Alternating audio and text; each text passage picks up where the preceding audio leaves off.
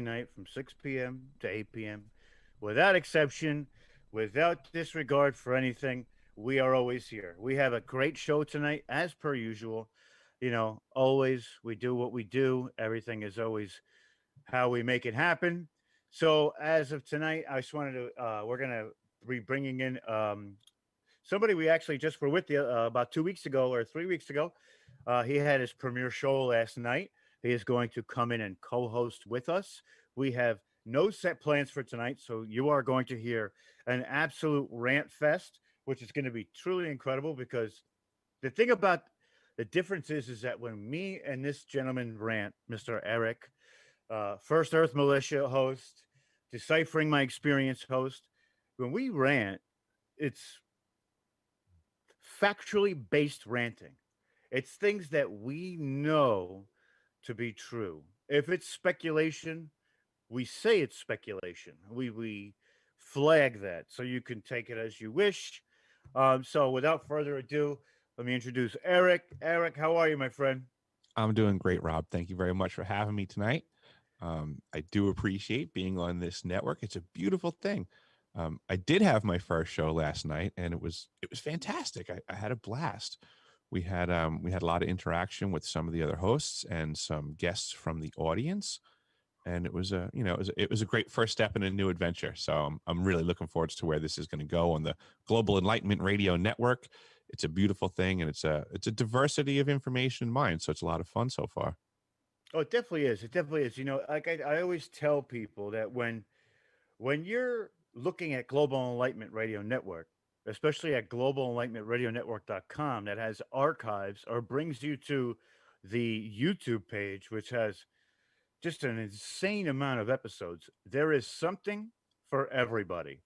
There literally is so many different types of shows that if you can't find something that may spark your interest, then you're not looking to enjoy podcasting, broadcasting, or any type of semblance of talk radio.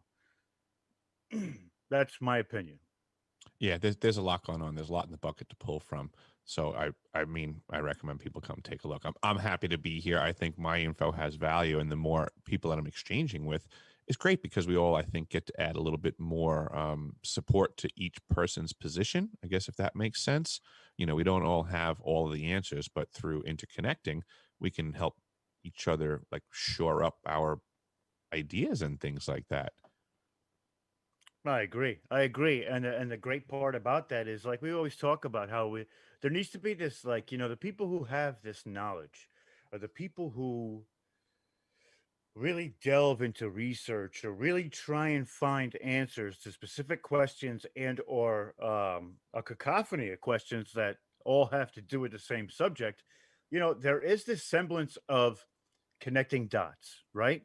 Mhm. So when we try and connect these dots, we get to this place where you know things really they seem a little bit different from the perspectives that the people give to each other in details. Now this makes a full circle so people can literally look at all aspects of any subject per se and see it from people who, like, if we're, let's just for an example, right, let's look at UFOs. Mhm. So we have a ufologist, a paranormal investigator, um, somebody who is either a medium or a psychic, somebody who has secret space program. Um, they'll say some kind of either knowledge or cooperation with, not willingly, but cooperation with. We get so many different sides of that specific type of, like that platform that it really gives you a full understanding of all sides of any subject. Yeah, it's good to get that full spectrum on it, right? That's exactly right. That's what this show is all about. Mhm. We literally we run the gambit. We talk about everything. It's not just paranormal. It's not just ufology. It's not just politics. It's all of it. And we can get into any subject, multiple subjects on any show. I think that's kind of the better way to look at things, actually, because if you're too singular on something, then you're going to miss a bunch of stuff, I gather. So you have to have a broader perspective on things and take stuff from outside and bring it into the fold. So I think it's cool that we have so many voices on so many topics in one location. I agree. I agree. So what's on your mind tonight, man? What's some of the research you've been doing lately? Fill Oh, us in. I've mostly been digging through and organizing. My research has been a little bit on the standstill, but the cool thing is I've been going through some of my junk. I guess it's like what have I come across? Like this, I just came across this is inside here is my video camera from when I was at the South Pole Station. So I came Oh wow! I bet you found that. found some stuff on there that was just Yeah, like you almost forgot about it. I didn't even look in it yet. Oh Like man, I there's just found probably it in the pocket the other day. Yeah, so of great stuff in there. I would yeah, only imagine.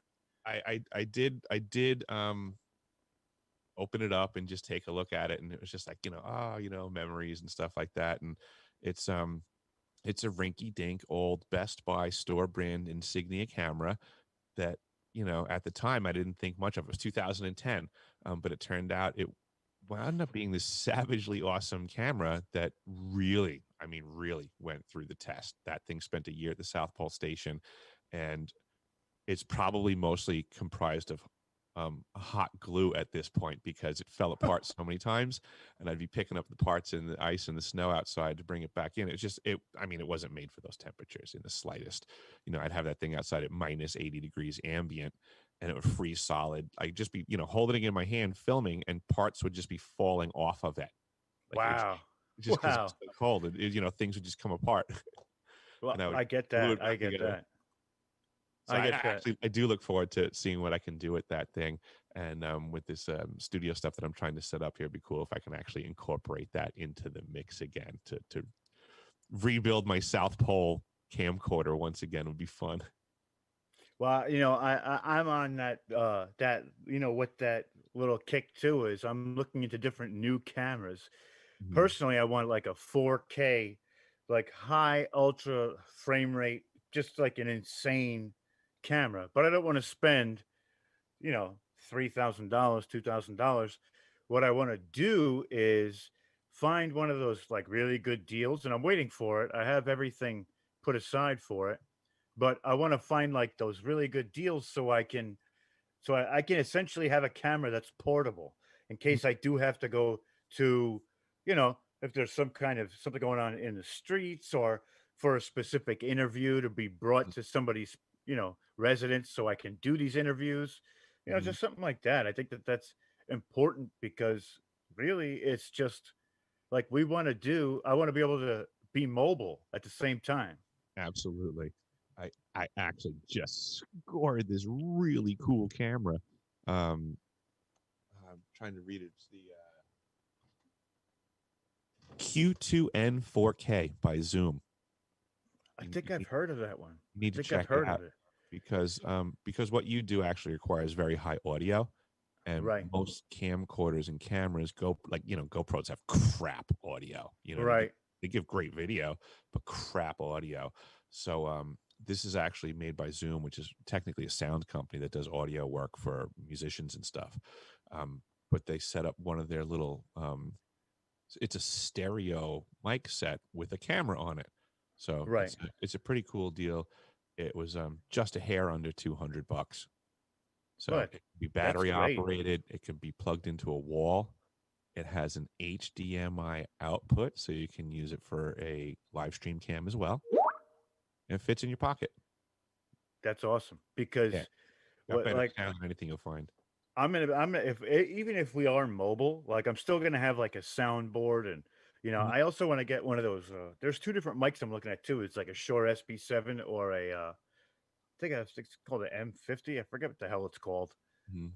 One of those. It's one of those crazy ones, but they're like a $400 microphone too. Because what I heard is that if I get this specific type of dynamic mic, Mhm. it'll accentuate my deep voice, which you have to be like super close to it though. You got to be like on top of it when you This talk. mic I have to be pretty close to. Um, it's a condenser mic, from my understanding. I'm not an AV guy, so I'm just I am rattling things off of my head that I have read or somebody else said. Please don't take my word for this. Re-corroborate everything that comes out of my mouth right now. This is a new direction for me. But from what I understand, this condenser mic that I have to be really close to it. If you want a much better microphone, my research has found there's a company called Rode, Rode, and they have what they call a podcaster mic. They're $99, and people are swearing that those are the best things ever. They're just actually so awesome, and the reviews are so good. Good luck finding one for sale. They're all sold. That seems to be the problem right now. Really? Correct. I can't find one on the face of the earth. That's wild because, Mm. you know, to me, I think that like the studio setup when I'm doing my thing, like I think the studio setup is a big deal. So to customize it the way what we're talking about, I think I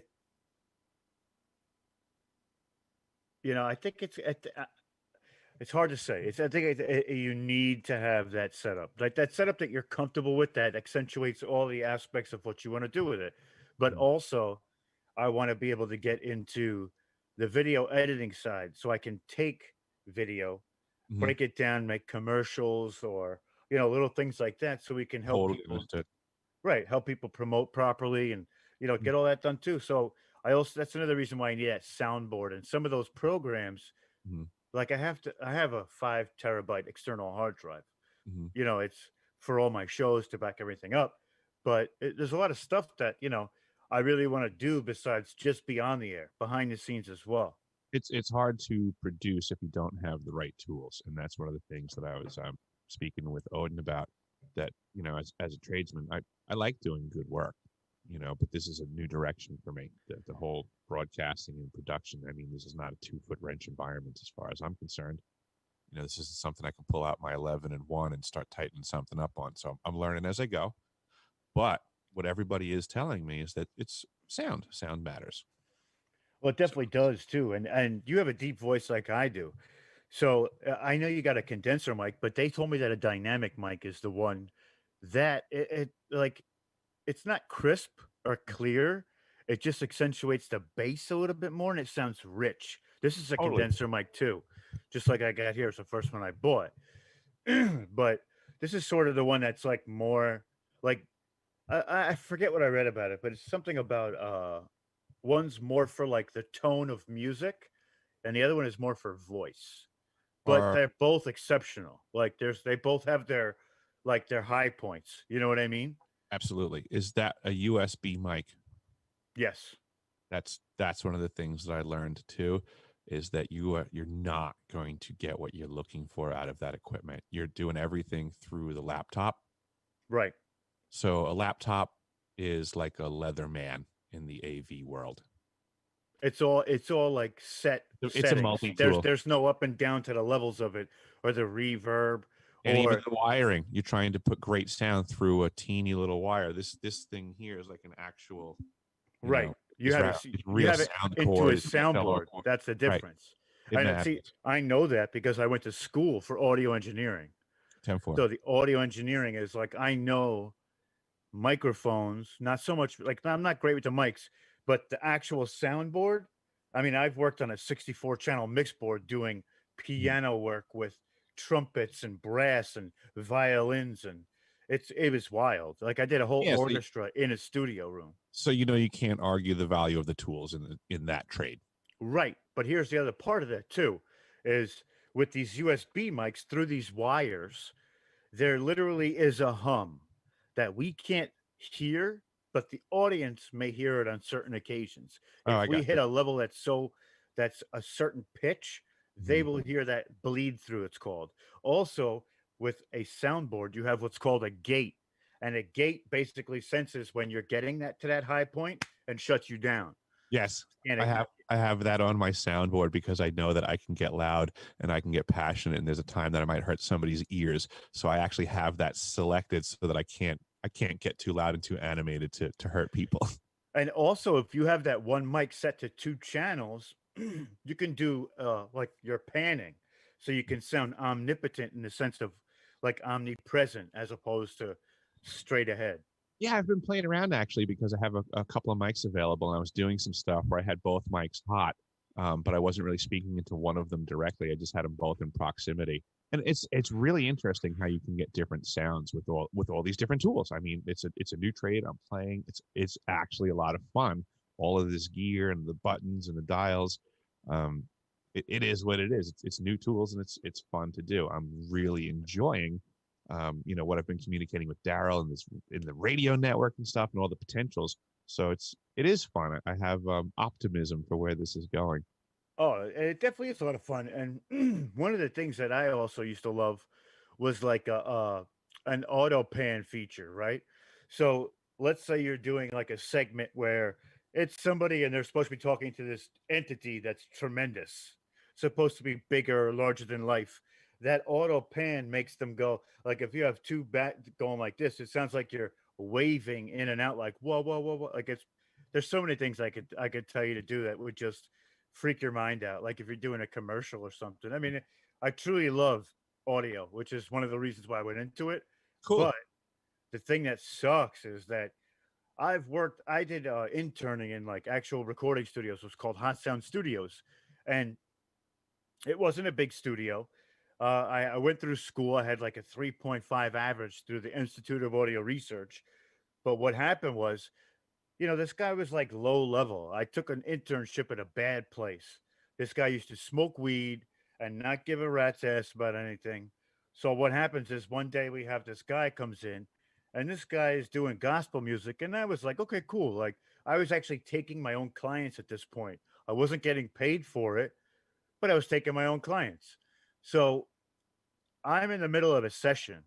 This guy knocks on the door, the guy who owns the studio, and says, I need you to clean the piss up in the bathroom floor. The guy peed all over the floor. I looked at him and said, are you serious? Like, I'm in the middle of doing a reggae song. And if you know reggae, reggae is one of the hardest pieces of music to put vocals to sound, like to actual music. And when I tell you that we were like in the middle of like just a killer session, and I literally like the artist is like, "Why are we stopping?" Like, because I have to go clean piss up off the floor. Meanwhile, this guy's paying to be in the studio. Hmm. Like, he did not appreciate it. Kind of gave me almost a bad name Hmm. because he wouldn't work with me anymore. And then the guy running the studio got mad at me because he didn't want to work with me anymore. It was, and I walked out and said, you know what, you can go, you can go straight, you go, screw yourself, man. I'm not doing this no more. Like, but it hurt me in the long run because in the music business, it's all about who you know.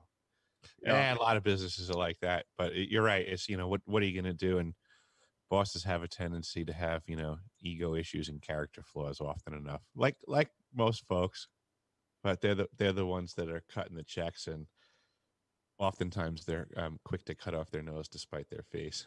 and that's yeah, absolutely. And the crazy part is now I'm not behind the mic. I'm not in front of them, like the background. Now I'm in front of the mic, like on it, Hmm. instead of being behind it. You know what I mean? So I guess that it's good to know that stuff, but I was meant to be right where I'm sitting right now, not on the opposing side. But so it's a pretty wild thing. Penny Bradley's in the audience. I want to say hi to Penny. She's saying hi to you Hey, too. hey, Penny. So yeah, I mean, so let's just throw out a topic. Let's get into it, man. What do you got Well, on your mind right now? Well, I what? came into your show today, and I know that you're a fan of the paranormal. So Yes, I recalled that I have a very interesting story from my childhood in the paranormal capacity. let's do it. I'm excited. Let's go. No problem. So I grew up in the suburbs of Long Island in a community known as Levittown. And this was when we were grammar school age, bicycle riding, just punk kids rolling around the neighborhood, just looking for other kids to hang out with and have fun. That type of stuff. I would gather we were maybe in the vicinity of 8 to 10 years old. I would gather, and we had this kid that lived a few blocks away from us, maybe 4 or 5 blocks away. Quick bike ride. He went to my grammar school. He had previously lived rather far away and had moved closer. So this was like, a cool thing. Kid from school moved closer. We went to Catholic school, so not everybody lived in the neighborhood. So this kid moved in nearby. So we started hanging out at his house. Big family, big Irish family. Lots of kids in the house, and then every kid has a few friends over. So there's always tons of people coming and going. And we started to hear that the house that they had purchased was haunted. That the one of the prior owners, I forget right now if it was the immediate prior owner or even before that owner, but somewhere recently in the history of the home, a child of the family had committed suicide in the house, was the story. Oof. One of the kids had committed suicide upstairs in the house. And that room was now my friend's bedroom. And, it's all, it became like, folklore. And, it was one of these things, we would tease my friend about. Not the end of the world, but it was what it was. We knew about it and we would rib him. But one day we were at his house and we're sitting in the living room and they had a centrally located fireplace. And I don't know if you've ever seen or if you recall or if anybody in the audience remembers. They were we called them Spanish paintings. They were like these fluorescent colors on them. They were like black and kind of gaudy looking, but this was like this fluorescent-y looking weird like 80s graphic depiction of Jesus Christ next to a lake, with his hands up, doing a standard Jesus pose, and Right. people on the other side of the lake that he's preaching to. And we're down in the living room, and upstairs in the bedroom, my friend's dog had a litter of puppies, and they were up there yapping away like puppies do. And we're downstairs just being kids. I don't know what we were doing at the time, but all of a sudden, at some point, someone looks at I'm sorry, somebody said that the noises of the puppies upstairs started to sound like voices. And we all kind of just paused and we're listening. And it did start to sound like a muttering, like a talking. It switched. And as we were sitting there listening, all of a sudden somebody had chimed in and they went, "Oh my God." And they looked and they said that the Jesus was on the other side of the painting now. It had switched. Like he went to the other side of the Correct. Jesus was lake. now on the other side of the lake in that photo with his arms up. And we were just starting to key in on that and get into like a collective agreement of like, yeah, he's right. That like, what the hell is going on? And then at that point, all of a sudden, the puppy noise upstairs went from a considered muttering. Now it's straight up sounding like people upstairs talking, like a lot of people upstairs talking. Wow. And we just all started looking around at each other, and it was getting louder and louder and louder. And we were kids. It didn't make any sense whatsoever. And we ran out that front door. We like blasted through the storm door, like it wasn't like a hit the handle. And like there was like a ton, like maybe 7 or 8 of us at the time. Actually, that wasn't a ton technically, but we had like 7 or 8 kids. We flew out that front door, flying across the front lawn. All the bicycles are laid out by the curb. We were like skidding to the grass to get to our bikes. We couldn't be running any faster, panting on the ground, doors wide open, flipping out. And I don't remember who said it. It could have been me, someone else, but I remember somebody saying, "Should we go back inside?" And No, then not at that age. from inside the house, clear as day and loud, we heard no. I got on my bicycle with my friend that lived around the block from me. We rode away from that house and we never, ever, ever went back. Never went back to this house for the I rest never of went back to that house ever again. Not after that day. Wow.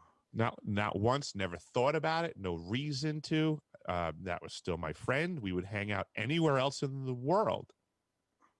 Not going to your house. It is haunted. That's a crazy situation. That really is. Like that's one of those things that happens that like it has an effect on your life in a sense that you're like you never went back there. I I mean, never went back there. That totally happened. I have a dead recollection of that event. I would go to the grave that's exactly how it happened. I know a couple of the folks that were there. I remember riding home and coming across other kids from the neighborhood on their bikes. I remember who they were, and they were like asking us, "Hey, what's going on? What are you guys doing?" And we told them we were flipping out. We're like, like, get out of our way. We gotta go. That's crazy. I mean, I wonder now, like, if I knew about it now, we would be able to like, if we knew back then what I knew now, we'd be able to look at some of the situations on it. What exactly was the purpose of that? Now, if you said a gentleman committed suicide, Mhm. right? So my thought would be is how far back. Sorry, my girlfriend came through the door. I was like, "Who's that coming through the door?" Yeah, But our priorities. uh, like how far back would there be deaths in that house? Because if you heard talking upstairs, like multiple entities talking at one time, Mhm. it's like, wow, wait, okay, this changes the situation a little bit. And then you saw almost like an illusion of Jesus being on the other side of the lake. That's that's wild. That's wild. It was That could peculiar. have more of a holy side recollection to it, as in maybe it was that entity, or maybe it was some kind of angelic intervention where they were upstairs with the puppies or away from everybody, and Jesus had moved in the painting to signal that I don't know, to signal For, something. It's a for some strange reason, thing. I feel like the sound of the crowd upstairs, and I'm basically just going off of gut feeling recollection. It sounded to me like what would have been like the aftermath crowd, all the detectives and cops in the house being full. Maybe. That's like like that was, if I had to put my finger on it, that would be like what the crowd sounded like, people talking about what went down. So You know, oh, it's, blah blah blah, blah, here's my thought on that now. Mhm. Sometimes when a horrific accident happens or something really bad happens in a house, Mhm. and there are multiple people, not multiple people, but there are people around in and around the time of that happening, there is this residual energy that sits in a room and kind Mhm. of leaves an imprint Mhm. on the room. Mhm. So maybe with all the people being there, your energy's charged up the situation a little bit. Mhm. And with the puppies, the dog was going through an experience. The dog has a spirit like everything else does. We can tell by looking into their eyes. Most would agree with that, but they are, they have conscious a little bit. They feel bad, they feel good, they have emotion. So they do have a soul in a sense. And for in my point of view, but I think most would agree with that. But maybe the trauma that the dog was going through after having this litter, on top of you, the energy of children is, if you were a young boy and you had a bunch of people going in and out, that situation could be amped up by the energies in the room too. So this imprint of either there's two theories you could look at it. It's either a paranormal experience that's in residual energy, or there was a alternate dimensional timeline coming close to our timeline or our verse of reality now, and there was a bleed through moment where, because if you think about this, right, think about time.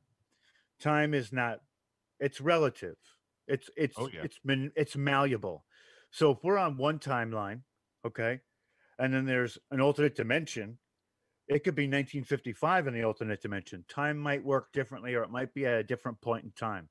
So when these occurrences happen and this bleed through moment from one dimension to the other, we're seeing what it would have looked like 1955, just like it happened here, it happened there. There Mhm. are realities that are very similar, all but one little thing is off from our actual reality, and there's some that are totally different. Like it scales because there's so many different ones that it scales, you know? Just And thought. there's something to do with these edges. No, I follow you, and I agree. There's more to our standard five senses perspective than what's going on. I mean, that's that much I know. I have a lot of wide berth to ask a lot of questions. I can undermine a lot of positions that exist right now of how people speculate reality is, but we can also drive trucks through that logic. It doesn't mean that I have the answers. It just means that I'm happy to keep looking and communicate with fine folks like yourself so that we can try to connect the dots. And for what I think is a better picture. Oh, thank you for calling me fine folk. I like Ah, that. no worries. I like Well, that. you're a New Yorker. That's it, man. You're fine folk yourself.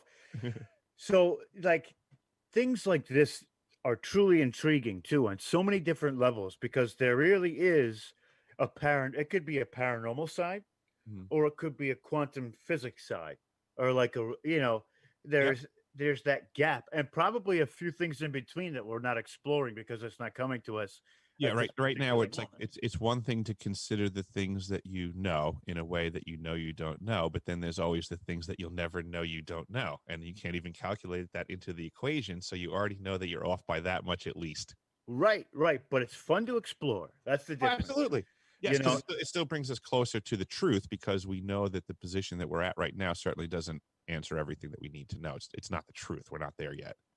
absolutely. And one of the things to take away from this story as well is that you should always question everything. Mhm. Should always look at it from and that's why, what we were talking about before about seeing things from different angles, right?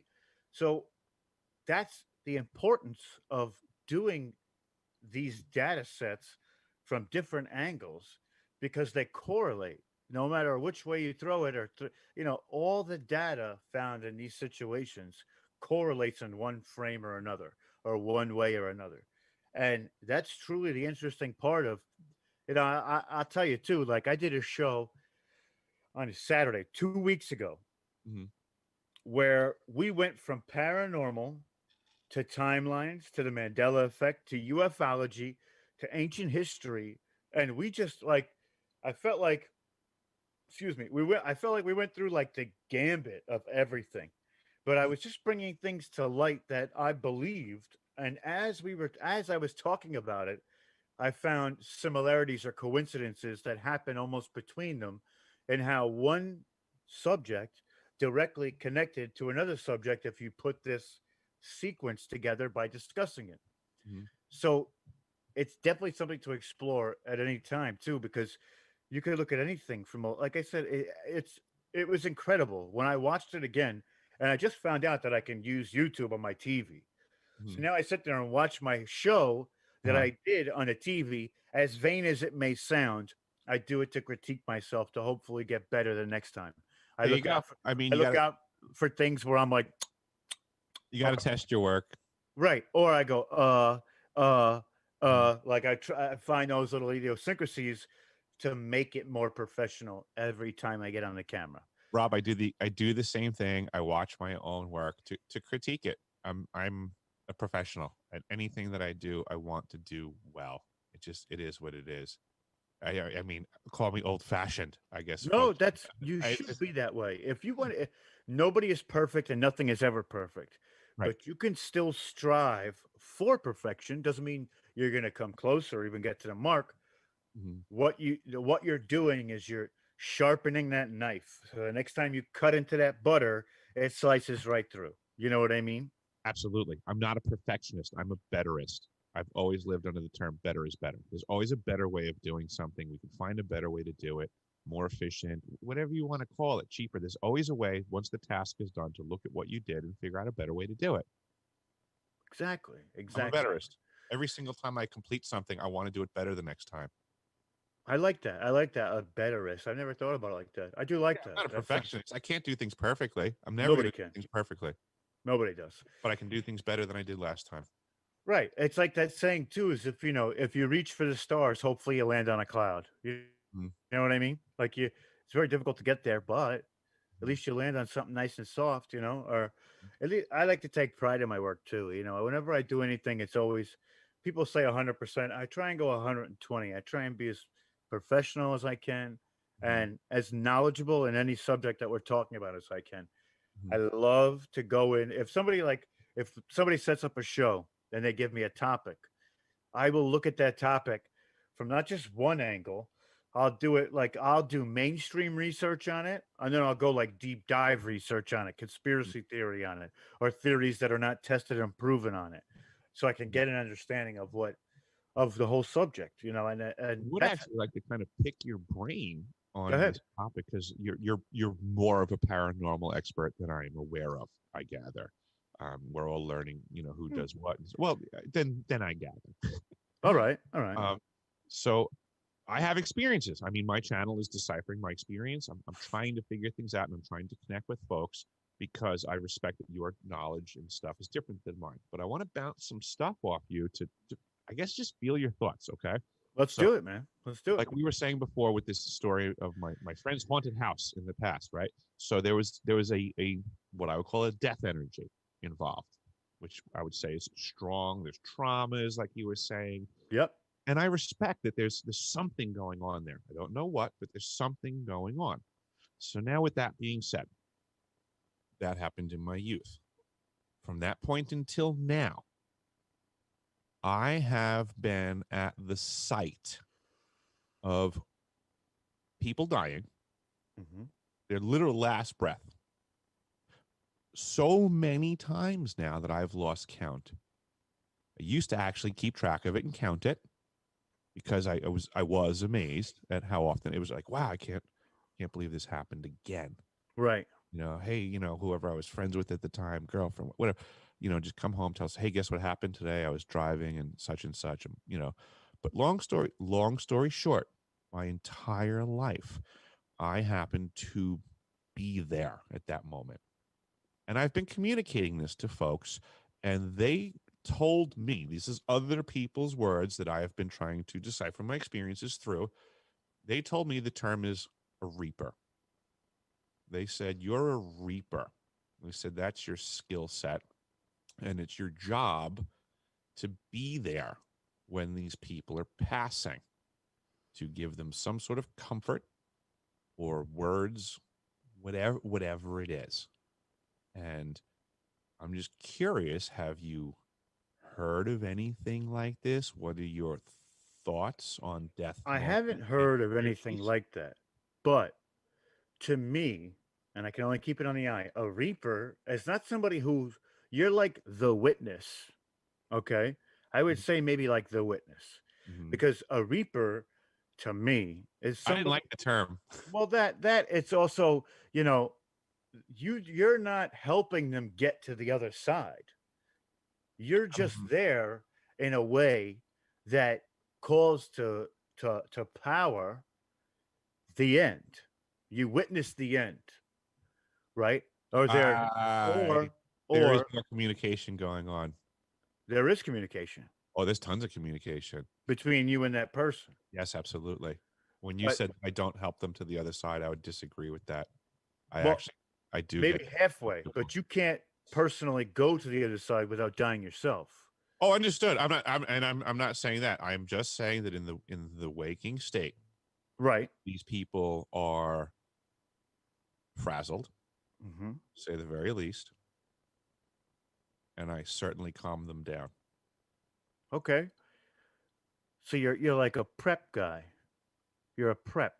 They were calling me a reaper, But and they were saying that I helped them transition to the other side, and I couldn't argue the activity. I just didn't like the title. I get that. But let's take a look at ancient texts, Mhm. right? Okay. Let's say these things, right? Like so in the ancient mythologies, the person's spirit used to go to a place where a boat would come, and Yes. either they pay or they stay. That's Mhm. what they do. They either give their penance to this entity that takes them across to the other side, or the underworld, as they called it. Mhm. Okay, and this is Greek and Roman. What happens is you die. Something like a reaper comes to you and brings you to this place. This place is, I forget the name of it off the top of my head, but this place is the shore. It's a dock. You wait for a boat, Mhm. right? Now, the only way you can get on the boat is if one of the gods vouches for you, or you have gold and give gold to the boat driver. Mhm. And if you give gold to the boat driver, he will take you to the underworld. Because back then there wasn't a hell or a heaven. It was underworld, living world, and the middle, like a almost Mhm. like a purgatory, the middle or in between. So if you're looking at that, they classify the person who was driving the boat the Reaper almost. Mm-hmm. He was in essence a tall man, skeletal in form, with a big cloak, with the sickle. Mm-hmm. He drove the boat.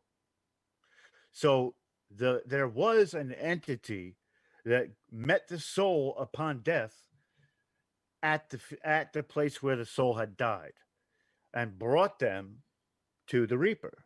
Mm-hmm. So the thing to me is that a Reaper, in definition, as I see it from studying, is the person who brings you to heaven, hell, or the underworld. Mm-hmm. You can't go that far. So you lay witness to the transformation of shedding of the physical, and they're transcending into the conscious energy, shall we say.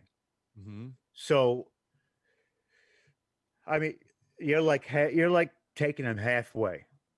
Somebody else has to pick that journey up to take them all the way home into the infinite consciousness. But it also goes back to what you believe too, because there's the infinite consciousness. Some people believe we shed the physical, and our brain or our soul isn't. It's energy, so it gets reabsorbed back into the universe, so the infinite consciousness, Mm-hmm. right? Therefore, you would need nobody. All you would need is like somebody like you, who calms them down, so they can raise their vibration enough to shed that physical and become ethereal, right? Then Mm-hmm. there's the paranormal side of it, where you know you're helping them feel at ease with crossing over, right? So you're giving them that confidence to step into the light. Therefore, that light is the tunnel to heaven, Mm-hmm. right? Catholic faith. Or if we go back to ancient times, you're the guy who leads them to the boat. I think I like what you're saying a lot. I'm Mhm. familiar with these storylines, but I also come from an angle that I do believe, and you've probably seen this in antiquity, that a lot of the stories they're like 99% true, and then they twist them a little bit to give us a little bit of work to do to find the actual truth, that they're not going to print the whole truth. That I'm very familiar with this story of the river and the boat and the passing. Or what about this? Native Americans Mm-hmm. feel that when they pass away, their soul literally is on this plane, right? It goes to this plane of existence where they wait for a white horse to come and pick them up, and Um, that white horse takes them to wherever they're going to be. Or yes. let's look at comic books, Mm-hmm. right? We can even look at comic books. If we'll talk about Black Panther, right? Black Panther is the head of Wakanda. Wakanda is an advanced nation. Their ideology says that if you are the king of Wakanda, you go to this place where it's the other side, but you're on a tree, and all the panthers or all the kings become panther esque in like ethereal form, and they all hang out on a tree together. But the human, by going into the red sand, can see that side or communicate with them. Right? I'm not saying that that's any truth to that, but Mm-hmm. sometimes art mimics reality. Fair enough. That does happen. I'm thinking of this situation now because I don't know. Are you familiar with the Comte de Saint Germain at all? I'm not. Tell me about it. It might be. It sounds He's familiar, but I'm not he's sure. an interesting character in history. That is, he's been called a time traveler, um, soothsayer. He's considered to be ageless, immortal. It's an interesting character, but he wrote a book. He's also, you're familiar with things like ancient mystery schools and things like that, and Hmm. initiations. And I get this whole idea of the crossing of the river or the waiting for the white horse and these types of teachings. And they have their value. But there are other teachings that would say, and this is stuff that I learned from the Comte de Saint Germain. In a similar fashion, his version of that story and the river crossing is slightly different. That to get on the boat of the Grim Reaper, to allow him to cross you over the river, is not going to bring you to the right spot. That's a trick. That the water is actually shallow and traversable. That it looks like you need the assistance of another to get to the other side. And it's a trick because they're not taking you to the correct place. They're taking you to the place that's best for them and their energy. But what you need to actually do is learn that you yourself can actually cross to the other side without the aid of another. You don't need to get on the boat. You can literally wade across, swim across, whatever the obstacle is.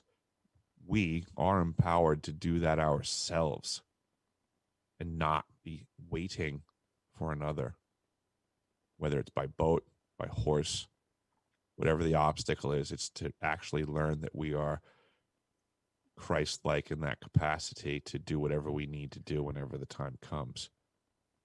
To back that up, a lot of people say that the light of God is within us, whatever their higher power is. Yes. So, or we are in their image, which in turn means that we directly descend from them, which in turn means that our DNA has a godlike composition, whether it be half or some, or, we're genetically similar to what God would be because we are made in his image. Yep. If we're following, even if we look at Genesis, like just taking like standard logic that we were taught, way back in the day. I don't even know if they teach that anymore. Right. But here's another school of thought with that too. Go ahead. Hear me out on this. And I might be totally off by this, but we know that to every position there is an opposition. What if this particular person, Saint Germain, not saying there's others throughout time, is sent here to make you believe that, and then to go into that river and your soul is sucked into an ever-ending eternity that I can follow. I can very much follow that as a He fair is the question. ultimate trickster, which in turn would be Loki. I can follow that logic. Right. Both avenues are absolutely worthy of study. And I would say that my avenue of study has made me choose sides. Of course. Yeah. I have a bias for sure. But everybody is. Yeah, everybody absolutely. Is. Because of what you've learned, your brain discerns things differently than mine does. So there is a logic that my brain follows. There's a logic that your brain follows. Some people are more skeptical. Some people aren't. And it's okay because who knows? Maybe both paths lead to where you want to be. You get what I'm saying? Like, absolutely. I think you would probably agree that you have found more truth by digging for it and putting in effort than by information that is more readily available and promoted. Yes. So but there's also duality to that, which is called Occam's razor, which is probably the most easiest answer. Is probably the right one. Right. So but there's two schools. There's like two. Hold on. You're using Occam's razor wrong. It's one of the most misrepresented situations. Occam's razor was not intended. It's actually incorrect.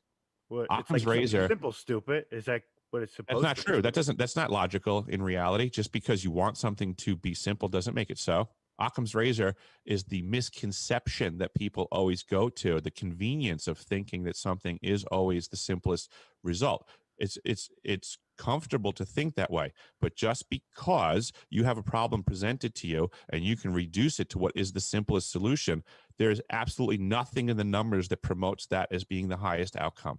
It's actually a misconception of Occam's razor. We're doing it inappropriately all the time.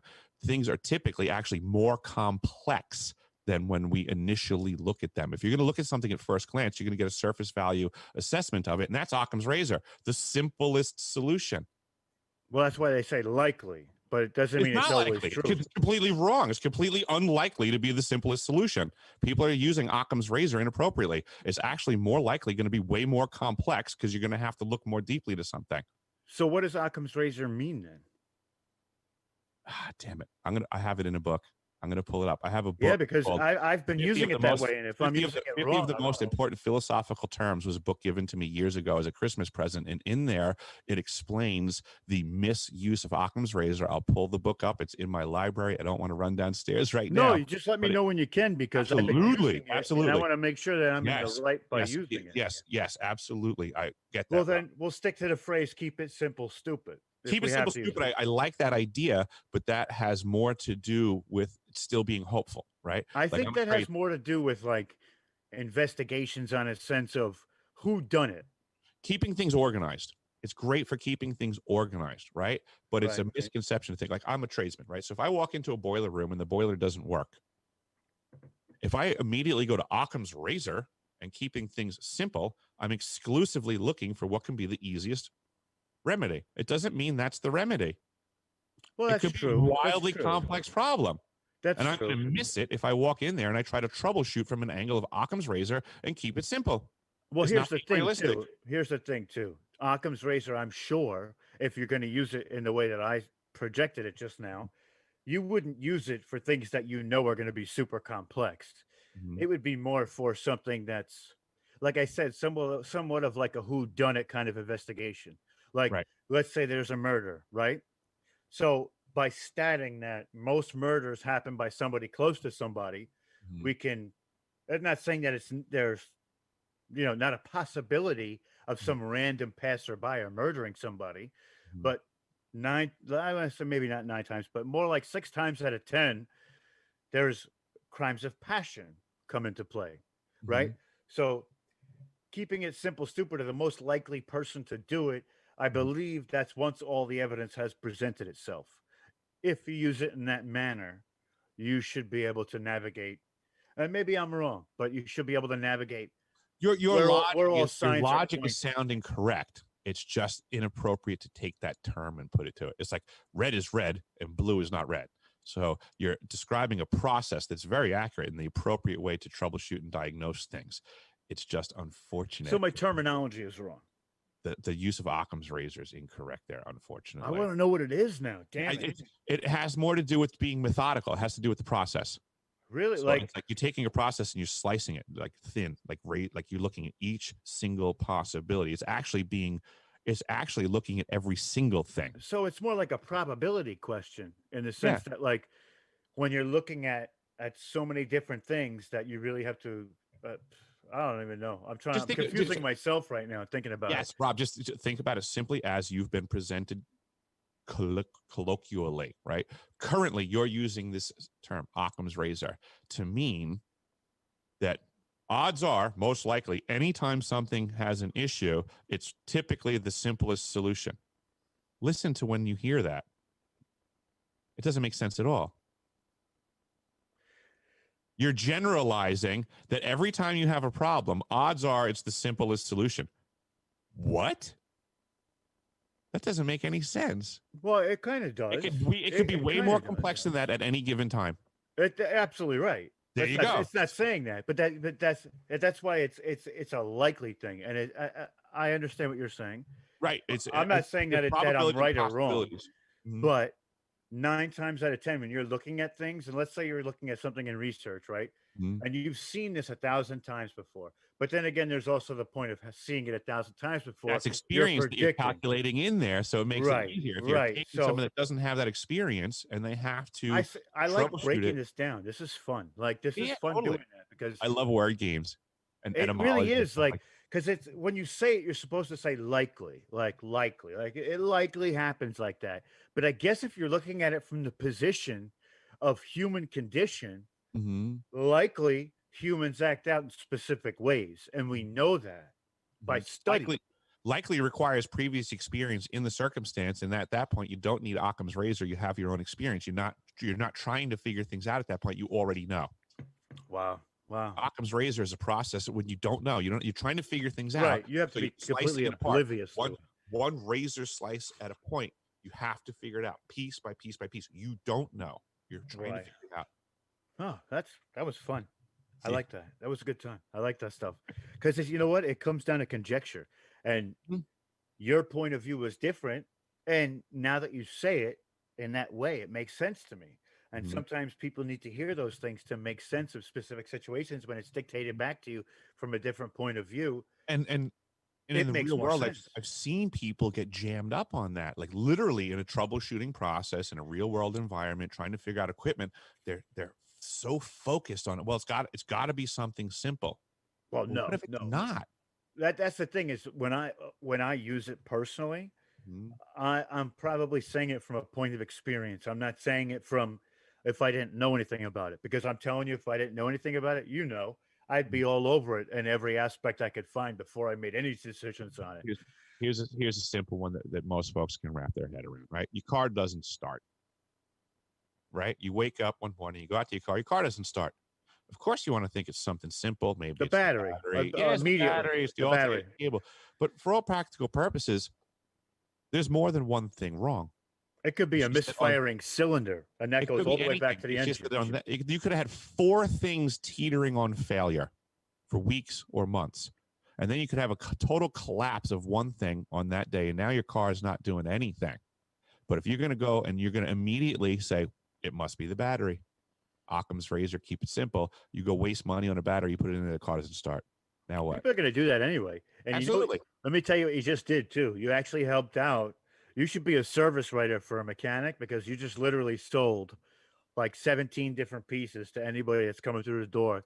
You're going Mhm. to tell them, well, listen, you explained it properly too. You like the most, it's not, you may think it's just a battery, but you Mhm. came in, it was the oil pan, it was the spark plugs, it was the wires, it was the plugs, it was the engine, it was the Yeah. cylinders. Now you owe us You seven could have grand. had a bad ground on the cable that caused the battery to go out. You're going to change the battery and have a bad cable again. The battery's going to go out again in the future. Or there's two other things. It's really hard to troubleshoot something when there's more than one problem. It, It's like try to figure out why the heat doesn't come on in a house. Is it a bad thermostat? Is it a bad circulator? What if the circulator was going bad, but now all of a sudden today the thermostat didn't come on, but now you can't bleed the system because the circulator is no good. So you can have a lot of things going wrong. Things can be totally complex all the time. you're looking at complex questions too. Let's No, I'm just no. These are simple situations that turn complex. Simply, the heat's not on. That would be the customer's call. The heat's not on. It's a very simple problem. But now, how do you but bring then the heat back onto a system that's dead when there's more than one thing that's the matter? here's the situation too though. That Mhm. sounds simple by just saying the heat doesn't come on. That's the gripe. But if you look at the systems that produce the heat, those are complex. So Absolutely. on the surface level, Mhm. it seems easy, but it's Mhm. complex. Now let's just say, and I'm just going to keep trying until this fucking thing works. I'm just playing here, Go but for it. so let's say it's a simple problem Mhm. with a simple answer. Mhm. That might work What might work? if it's a simple like. Oh no, because it's That's too just much. it It's just is what it conjecture. is. It's conjecture because I'm saying something Mhm. that doesn't actually exist in that frame of mind. Mhm. I'm trying to make it work, as you see. I'm trying to make it work, and I'm If it's saying simple, something it's that's not. simple. If it's complex, it's complex. Occam's razor makes complex things simple when they're not. Well, it shouldn't do that. It shouldn't do that. Understood. But that's the error of Occam's razor is reducing everything to being simple for the convenience of it. It Yeah, isn't necessarily that that makes sense. That simple. makes sense when you say that. What else out there that people misrepresent like that? Like I've been Oh, doing, because I've been by using and that. large, What's that? the term by and large is used By wrong and all the time. large. Yep, it's an old scaling term. People say by and large right now, and they use I it in a situation where it means for the most part, right, and right. that's incorrect. It actually means always. When someone says by and large, it should be defined as something meaning always. And it's an old sailing term. And it was when ships became constructed of such a size that even with the sails down, they still caught the wind. So they would say that it sailed by sail and large, just on its vessel size, by and large, by sail and its Because the large. surface area was still Correct. enough of a wall to So it put. was like a sales pitch instead of a car salesman. It was a freaking boat salesman. This baby will sail no matter what, by and large, That's always. these are fun. These are Yeah. really fun. I like doing these too because it seems like that when we talk about these things, it's just people have preconceived notions of what they might be. And This when is it this is comes to light, it changes the reference in which they're thinking about these things because, like, I've been using that for probably the last 4 or 5 episodes because I heard it and I Mhm. heard what somebody dictated to me that it meant. It rang a bell with you. Absolutely, Mhm, absolutely. mhm. And now to find out that it means something different, I want to like read more about it. But you see, this is what takes us to this research, right? And this is why people need to do that research. And this is a prime example of me the one time not doing the research. And Who would have known? I mean, it's not a matter of not doing the no, research. no, no, no. But I'm just trying to make a point with it. You see how when people go into conversations and they do this, 9 times out of 10, they're going to like see how we had that open conversation where you said, no, it's not used right. And I said, okay, well, then how is it used? And I absorbed that information. A lot of times people would be pigheaded and I would look at you and be like, nope, you're wrong. Yeah, no, You're wrong. this is So, what we need nowadays. This is what the masks are right. preventing is just Open discourse. human conversation where we don't even necessarily have to agree. It doesn't even have to be amicable, even though it is. But you have to be willing to engage again, right? I like to think that like if you and I were neighbors, right? If I live next door to you, we're going to see each other all the time. We're going to All the have time. conversations. It does not mean that we're going to agree all the time. It does not mean that we're going to leave with smiles every day, but it does mean that I'm going to engage you again tomorrow, and Of course. I'm going to respect that you have an opinion, and I'm going to respect that we don't always have to agree. But I think there's so much value to these old, just like kitchen counter conversations. You get out of work at the end of the day. Hey, Rob, how'd your day go? Oh, here's how my day went. You know what I did? And then you turn to me and you go, Eric, maybe you shouldn't have done it that way. And I go, Rob, how dare you say that? And you go, here's how dare I say it, because one time I did it this way and you should try it that way. And I'll be like, oh, I might get mad or something like that, but that's just life, and I try what you did or not. But either way, I see you in the next day in your driveway washing your car or something. And still, hey, Rob, how's it going? Just, Exactly. And it's just life. it's open-mindedness. It's being able to take what other people tell you, maybe at first surface level or face value, and Mhm. trying it in a process or looking into it to see where the fault lies, whether it be one side or the other, or where the facts lie. And this is one of the things that this kind of discourse is missing from Mhm. society. And one of the things that takes away is what we're looking at right now. Mhm. Facebook, Twitter, Mhm. Instagram. It's not even words on Instagram. It's just pictures. Yeah. So people perceive other people's lives by these candid moments of a snapshot.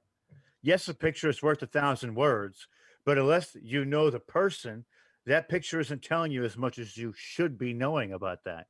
You get what I mean Fine. by saying that? We were designed to dialogue with each other in person. I mean, it's great that we have this digital aspect because I wouldn't see you otherwise. But I'm only doing this because I'm not allowed out of my house to go see human beings anymore. You Well, know? right, right. But even before that, we Mhm. were uh we were so like into just being online and being available to read comments with. And that's the other thing about looking at when people write things down, right? It's just like getting a text message. When you call somebody on the phone and they tell you, you know, I got to think of an example because it's going to be good and I'm going to make this very profound. When you get a text message, it could be like, hold on. It could, I want to phrase it right so it comes out properly. Words that you read don't always have emotion behind them, right? Mm. So you could say something to somebody like, you know, I got my car fixed. And when you get that in a text, it just says, I got my car fixed. Oh, that car cost them a lot of money. But on the other end, they're like, I got my car fixed. Finally, we have the air conditioning, Mhm. right? Like there's this loss of emotion between balance Yes. and this dialogue that you use in type form. And I feel that the wires get crossed in some places because of this aspect.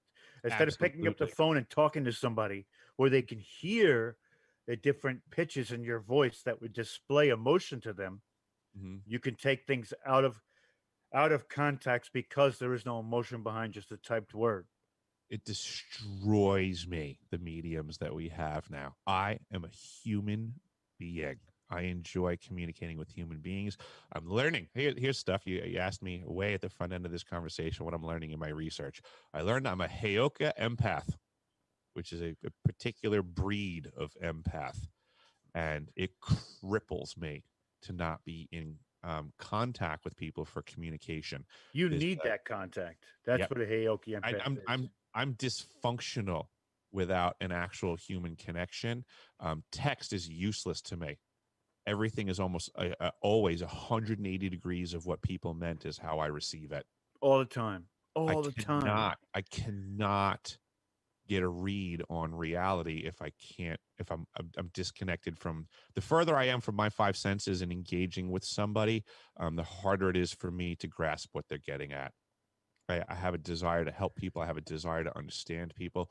I have a desire to engage, dialogue, communicate, but this does not allow for that technically. And what see one of the other aspects of this too is you see how you need that contact. There are people out there who are locked in and they don't understand that they need that.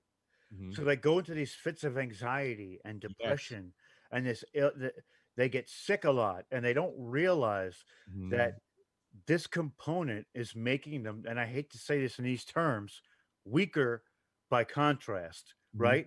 So what that means is that there is this there is this plan to divide and conquer on so many different levels, right? Mm-hmm. And we play into it by using these machines all the time instead of talking to somebody on the phone or using these simple ways of communication because they're easy. Sometimes, like we were just talking about, you need the complex. Mm-hmm. You get what I mean? Like you need that You need that moment to troubleshoot, to put your right, brain on that. You need to chew on that problem the and stimulus tackle it of it. to get, yes, the stimulus of it and the satisfaction of accomplishment. You know, when all is said and done, to have overcome the problem, it gives you a good strong feeling inside. And here's the difference with that too: is your brain works on chemicals that is like a reward system, right? Mm-hmm.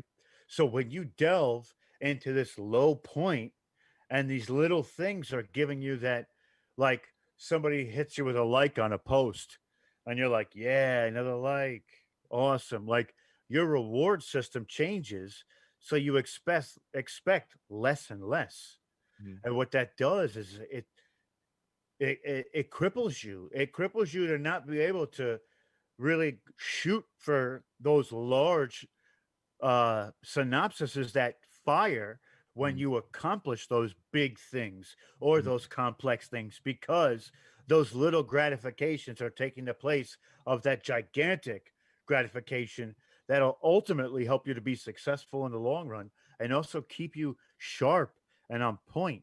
You know, it's I hate it. I hate that we're going towards this route. I really do. And it's crazy. I say I hate it. And you would think that me saying this, that I wouldn't fall into this category, but Mm-hmm. I do. And that's where the divide and conquer comes in, where they want you to have these little rewards instead of these big rewards because they're separating you to control you in so many different ways. And You know, regardless, the rewards are coming. They're doing is making them the issuer of the reward. hmm That's the real trick of it. Large, small, medium, whatever it is, they don't want you to have control over the satisfaction in your life. it should never be about the reward. It should be about the work in between the Mm-hmm. rewards. If you focus on the work in between, I promise you, your rewards will be bigger, more fruitful, and longer lasting when you achieve them. And that's true too. But if somebody's going to abscond the fruits of your labor so that you don't have control over it, I mean, it doesn't really matter how much work you do at that point. If you're Well, just going to that's keep working and also working and true. working, and somebody else has control over the benefit. I mean, that's kind of where we're going right now with this communication issue. Is it almost seems like we're being separated from each other because I don't think that we are the first people to understand the value of human exchange.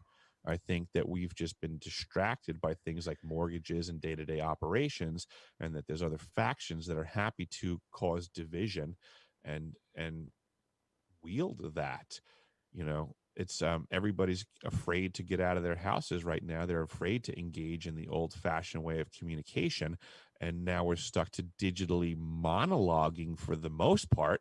I mean, you and I are in real time, live time dialoguing right now, but that's still technically a rarity. Most people are jumping onto some social media platform, and that's monologuing back and forth. They're not engaging and they're not dialoguing. They're not communicating anymore. There's another medium that's digital that's an in between. Technically, all the human beings are now communicating with something that's digital. It's not a human. That matters. It does. And what happens, which may actually happen within the next week or two here, everything goes down. What happens? Then what? You can't be by yourself or satisfied with picking up a book and maybe reading it or talking to your neighbor like you should be instead of hiding your emotions and everything else and keeping that to yourself. What do you think is going to be the repercussion if all of that stuff goes down? Freedom is the truth. It's going to be a big Eventually, mistake. No, eventually, almost because, immediately. well, A yes, big but mistake. The powers that be believe that the electrical grid and the control mechanism is the thing, and that they believe that upon shutting it down it'll cause rapid pandemonium is the belief, and they're wrong. What they're going to get is everybody realizing they're free and that they didn't need those things. well, here's my point. Here's my take on that. Mm-hmm. At first, it's going to be a shock. Eventually, the freedom will come once they realize that freedom is there. Mm-hmm. But there's so many people who have vested in this form of technology that Mm-hmm. there's going to be about a half of the population, maybe even more, completely lost for at least a week, just lost and devastated to the point where they almost forgot how to do this. I understand that logic 100%, but there's also stuff that there's pros and cons to everything. Of Okay. course, it's So upsides and downsides, I would put that right on duality of the cons everything. list. Yep, I would put that right on the cons list. You are correct. There's going to be that idea on the cons list. But the pro that people won't be able to appreciate until it happens because they haven't experienced it yet, Well, it's true, right? right? They haven't experienced yet what it actually means to be in a grid-free environment and the benefits of the energy and the exposure to that reality. You may recall shortly after 9/11 in the northeast area of New York, there was a Mhm. massive power outage. Massive. Remember, everything went down for the whole northeast quadrant of the U.S. And the pandemonium that you're talking about and the cons that you're talking about actually didn't occur because the pros that I'm talking about happened faster. People actually just felt the benefit of the grid being down, and they just got together and did what they needed to do. And it wasn't the pandemonium, and the power was out for quite some time. Well, actually, it happened this year too. We lost Oh, okay. power after a storm, Okay. and we actually had like a little gathering in the parking lot. So I understand that too. For But some that, reason, it seems like when the grid goes down, everybody's energy goes up. well, here's the flip side to this too, right? That's for people like me and you. There are some others who don't know differently. The younger generation doesn't know different than Mm-hmm. what this is. Mm-hmm. Therefore, they were never taught that skill of reaching out to people. Also, there's those people who don't live near anybody and they Mm-hmm. live all by themselves too. And Then now they're not negatively impacted by the grid, and they're already good folk. well, that's true. Some, Mhm. but some are different. Some are I, different. I get it. And there are people who are of a young, I believe that the younger generation was not taught like we were. We used to go out and play, ride Mhm. bikes, do this, do that, do all these things that had nothing to do with technology. It had to do with our physical and athletic progress, right? Mhm. So we have a different side. So it's actually tough for us to see their side of it because Absolutely. we're into it, but Mhm. not to that level. We had a legitimate actual sense of real adventure, not digital adventure and Right. virtual reality adventure. We grew up on bicycles, and we had boundaries, and your parents told you, you can only go so far. But that's when your parents were looking. So the next adventure would be, how far can you go on that bike? Well, How exactly, deep into exactly. the community can you go before you get totally lost? And you're like, oh damn, now I got to figure out how to get home before my mom finds out, because I'm going to be totally screwed if I miss dinner, because here it is, I'm 6 years old and I'm totally not supposed to be where I'm at right now. But that was what we did as kids for adventure, because we didn't have cell phones and laptops. Right. We Well, get there lost. are We get lost some. in reality. Right. There are some who don't fit that bill, of course, with every generation or every generation. There are people who don't fit the bill of most, right? Mhm. So we'll conceptualize that too. But our reward, just to put this in lay terms, our reward was to climb to the top of a mountain physically and literally. Their reward from the time that they can remember was picking up that controller and beating that level or getting to the end of that game and Mhm. finishing or unlocking that achievement or that special sword or that suit or that special player. That's Mhm. all they know. Mhm. And that's why, I would suggest to those people to do something about that. Not that they can help it. What I would suggest is that you put that game down and go on. They have these retreats where they take you through these physical, literal activities, adventures, with different rewards at the end of each of them, Mhm. right? Like, I would suggest you find these trips and take them. And once you figure out that there is more to what we're doing than just this digital reality or this digital realm, it will impact your life 180 degrees. Mhm. I truly believe that. I truly believe that. And we are also, me and you are different than some of the others from our generation too, because I feel that we're okay grabbing a book and just sitting there and with enough light by the sun to go outside, get fresh air, and just read the book. You Mhm. get what I'm saying? There's people Absolutely. who really can't do that. Mhm. They really don't feel that achievement by doing that, And it's sad because it's a way that reality or society is pushing us to be. So, I feel that maybe people need to explore more of their own reality. I think that that's something that everybody Big should do. time. Yeah, they need to increase the diameter of the circumference of the world that they travel in. A Agreed. lot of people have very small circumference of the area that they move about in. I mean, I'm from Long Island. I'm aware that a lot of Long Islanders do not spend a lot of time off of Long Island. No, and Long Island is wild too. Mm. There is a lot of people who literally only know Long Island. You told them that you went to the city, and they're like, "What?" What would you They, go to the city for? right? What would you leave New York for? What do you mean you went to another country?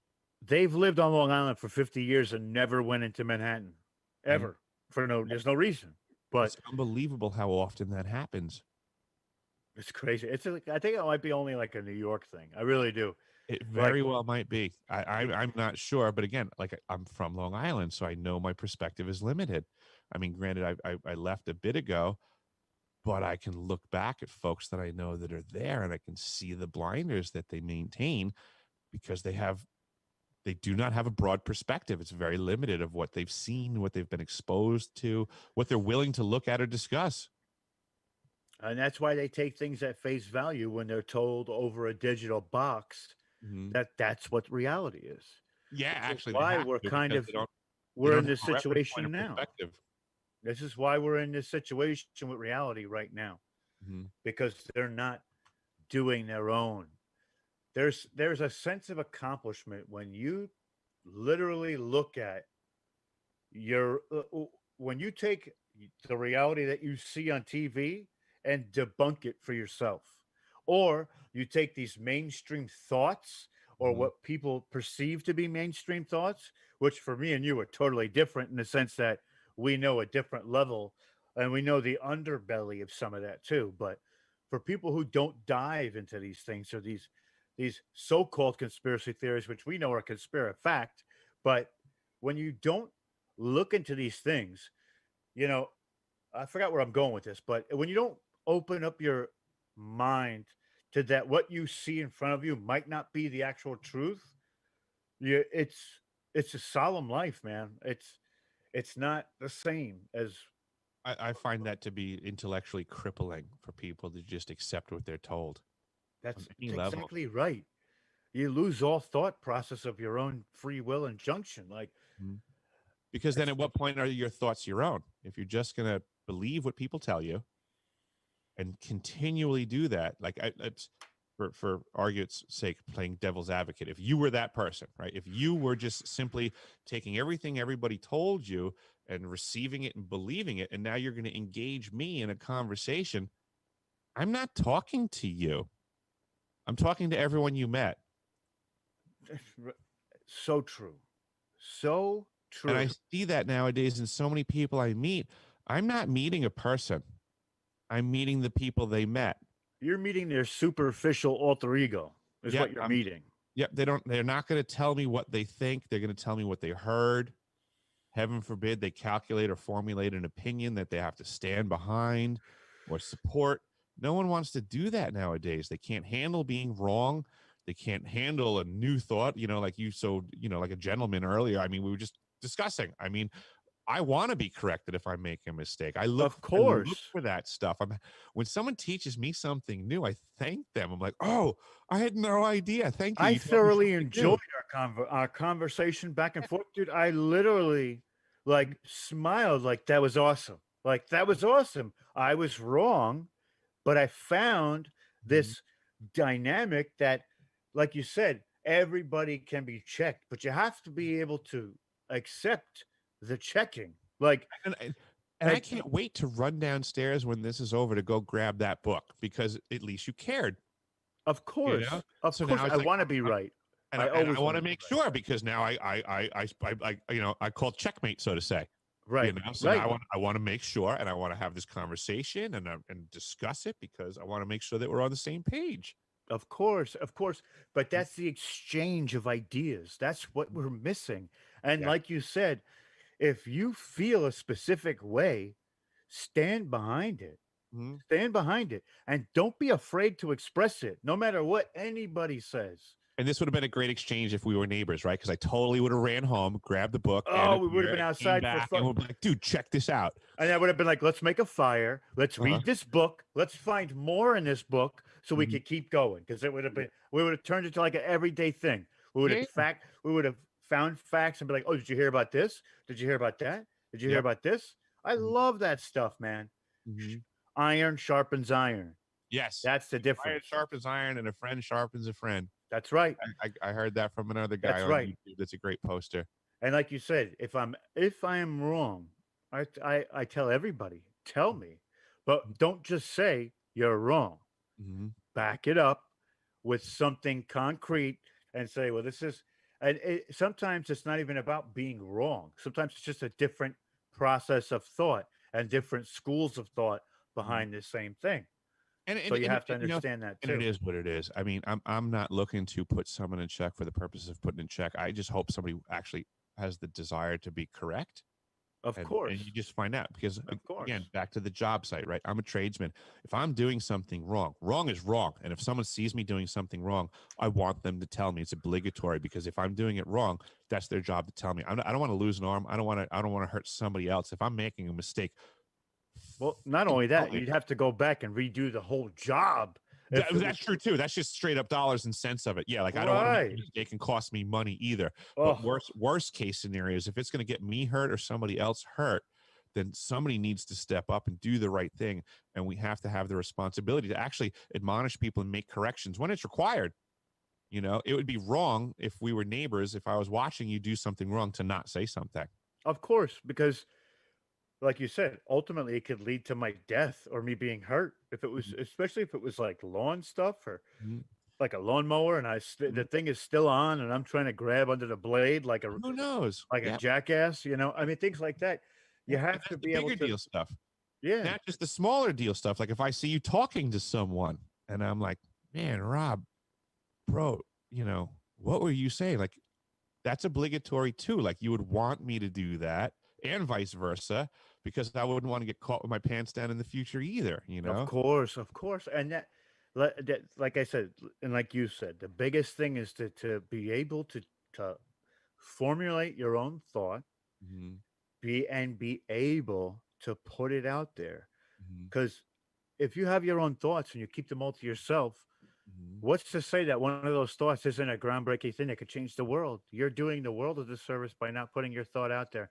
And also, if you do put your thoughts out there like that, you leave room for a conversation or discourse.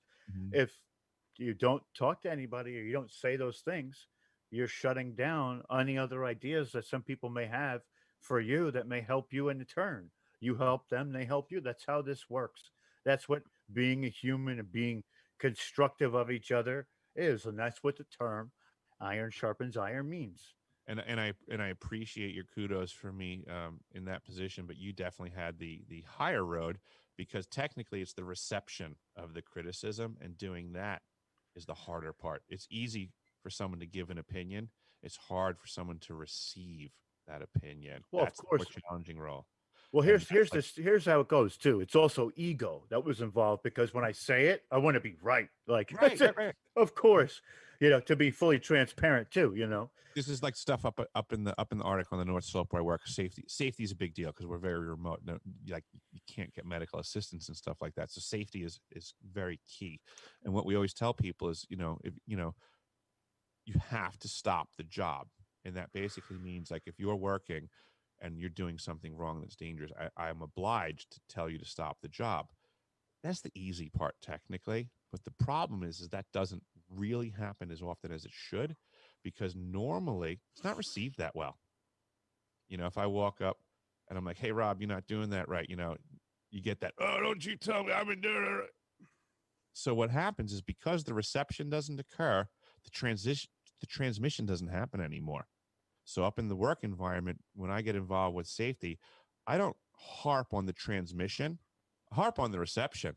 And I try to make people, I remind them that the day will come that you're going to make a mistake and someone's going to put you in check. And please make sure you receive it well. I agree with that That's 100%. that's the hard part. And you did that very well today, Rob. So my hat goes off to you, because it just is what it is. We're Well, all trying to help each other. And it's a matter of exactly. that understanding. I appreciate that too. And when I talk to people, and this is how I see it all the time. No, regardless of whatever the conversation is, usually something is said profound between those two people, whether it be me or even listening to two other people's conversation. And it leads me to different like roads of thought by listening to different perspectives on things. Because here's the reality of it, right? Life is perception. Our reality is how we perceive it. So for me to be the best I can be at all times, I have to be able to and give, take and give. I've got to be able to do both, because if I'm not able to do that, then I'm just giving. Mhm. That's pompous. Or I'm just, I'm like thinking that my school of thought is higher than anybody else's. That means when I'm doing research, that whatever I perceive to be the end result of all this research is fact. Mhm. That is no way to go about doing research, because you're not fully grasping the concept at that point. Mhm. And I try and live my life by those terms too. And I respect you too. So when you say something like that to me, it's like, okay, let me understand it. Let me see what he's saying, or at least listen to what you're saying to see if I agree or if I don't agree. Just Yeah. to that's the start of it. But I like to be right too, because my ego gets inflated when I'm right, and when I'm not right, I feel a little like, oh man, like damn, I could have been right on that if I would My have girlfriend looked and I into it a talk little about more. this one too, because we're constantly putting each other in check. It is a weird thing, and Hmm. we have this conversation regularly. And there's a difference between somebody who wants to be right and somebody who wants to be correct. And we use the terminology differently. And the way we discuss it is that ego is someone who wants to be right. Right. The other aspect is someone who's just trying to be correct. Well, I stand corrected then because I want to be It's correct. just our preference. It's our preference. Those are the Of terms that we course. use, and it makes us comfortable. But I see the dynamic that you're saying, because there is a difference. There's like it's appropriate, I would say, to want to be correct all the time. It's I agree. different to say you want to be right all the time. Uh, when it comes to fact, I would prefer to be correct because while I'm giving people information, I want them to have the right information. So Yeah, when yeah, same here. I have a strong desire to be correct. right, hmm Yeah, see, right? of course. Well, I mean, if you're going to be on a platform and you're giving information, I don't hmm want to steer anybody the wrong way. Right? So I don't want to be big headed enough to say, what I think is ultimately it, and that's that. No, I want to be correct because I could say something where I am completely wrong hmm while thinking I'm right, hmm and then they take that with them and go to the next person, and there so goes the domino effect. And now something that isn't correct is being perceived as right, and it keeps going and going and going and going. And then it becomes the telephone game in history, and next thing you Exactly know, we right. find out 100,000 years from now, the world is ruined because of some misinformation that got quoted by Rob Yox Wow. eons ago. That's a hard pill to swallow. Hopefully, it's a red pill. God damn it! All right, we're at that time of the show. I appreciate you, Eric, man. It's always so enlightening when we have these combos, dude. I It was fun truly love talking. it. Truly love it. You're welcome back here anytime you want. Mhm. And I appreciate you. And I Thank wish you all the best with thank you so First much. Earth Militia and deciphering my experience. It should be a blast, Rob. And I look forward to more paranormal talk as well in the future. It's a fun topic. Yeah, it's fun. It's definitely good. And I am not uh I'm not defined by just the paranormal. I love all topics of conversation. So Mhm. whatever you got for me, man, I'll take it anytime you got it. I like stuff out of the ordinary. I like knowing what people like to learn more about and why. That You usually know what? fascinates me. I'm going to say this then. In the comment section of this broadcast, tell me what you would like to learn. Tell me what you're fascinated with, and I will do more research and bring a show to the forefront about that specific topic. If there's multiple topics, I will do multiple deep dives to as far as I can get to bring these topics to you in their entirety as best that I can. And if I could wet your whistle, you've been talking lately, I've noticed about time travel, which is a topic I adore. So Yes. anytime you want to talk more about time travel, you let me know. I'll be happy to jump in on that one. Absolutely. It's like time travel, dimensional shifts, and because, and I'm gonna take 2 minutes extra and go and tell you this: this great awakening is happening at such an exponential mass of individuals that not only are we seeing perceived effects of possible time travel to the root of what the issues are right now, and we're also seeing extra dimensional and when I say extra dimensional, I want you to understand that I also mean dimensional as in planes of existence from like 2D, 3D, 4D, 5D. Okay. Uh, so that's what I mean I by can follow that. dimensional as well, hmm right? Yeah. So there is an influence, hmm or the awakening is leading to a evolution to transcend this particular place in time and space right now.